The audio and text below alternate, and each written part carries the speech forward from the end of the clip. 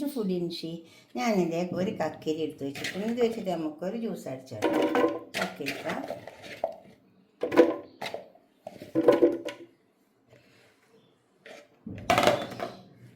ഒരു കഷ്ണം ഇഞ്ചി,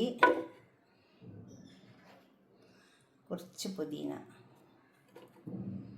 നമുക്കൊന്ന് അടിച്ചെടുക്കാം. വെള്ളം ഒഴിച്ച് കൊടുക്കണം.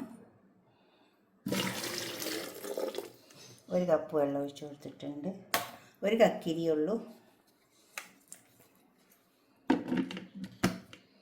ഇത് അടിച്ചെടുക്കാം.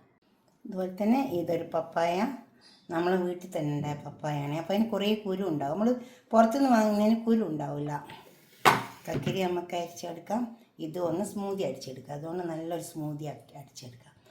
പഴമൊക്കെ ഇട്ടിട്ട് നല്ല ടേസ്റ്റ് ഉണ്ടാവും, നല്ല മധുരം ഉണ്ടാവും. ഇത് പപ്പായ തോല് കളഞ്ഞിട്ടുണ്ട്. ഇത് പഴം, ഇത് പപ്പായ,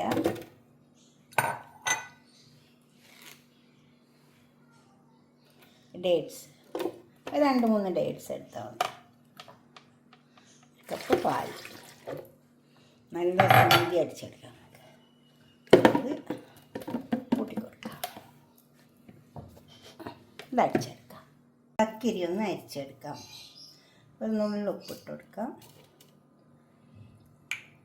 കൂടിപ്പോയത് കുറച്ചിട്ട് കൊടുത്താൽ മതി.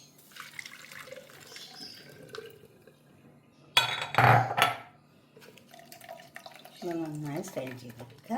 ഇപ്പോൾ നന്നായി അരിച്ചെടുത്തിട്ടുണ്ട്.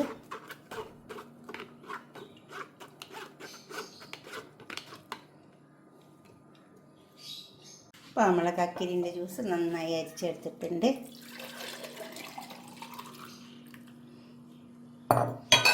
ഉപ്പിട്ട് കൊടുക്കണം. കൂടുതലൊന്നും ഇടരുത്, കുറച്ചിട്ട് കൊടുത്താൽ മതി.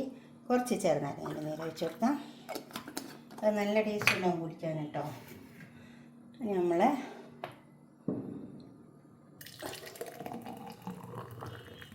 സ്മൂതി ഇതും നല്ല ടേസ്റ്റാണ്. ഇത് നമ്മളെ വീട്ടിൽ തന്നെ ഉണ്ടായ പപ്പായ, നല്ല മധുരം ഉണ്ടാവും. മധുരത്തിന് വേറെ ഒന്നും ചെയ്യണ്ട. അത് കുറച്ച് പിസ്ത പൊടിച്ചെടുത്തതാണ്. ഓക്കെ, ഇതുപോലൊക്കെ ഒന്ന് ഉണ്ടാക്കി നിങ്ങളുടെ അഭിപ്രായ നിർദ്ദേശങ്ങളൊക്കെ ഒന്ന് കമൻറ്റ് ബോക്സിൽ അറിയിക്കണം. ലൈക്ക് ചെയ്യും വേണം, ഷെയർ ചെയ്യും വേണം, സബ്സ്ക്രൈബ് ചെയ്യാത്തവരൊക്കെ ചെയ്യും വേണം. നല്ല മധുരമുണ്ട്, മധുരത്തിന് വേണ്ടി ഒന്നും ചെയ്യണ്ട. ഓക്കെ, ഇനി അഥവാ മധുരം ഇല്ലാത്തതാണെങ്കിൽ കുറച്ച് തേൻ ഒഴിച്ച് കൊടുത്താൽ മതി. Okay, by.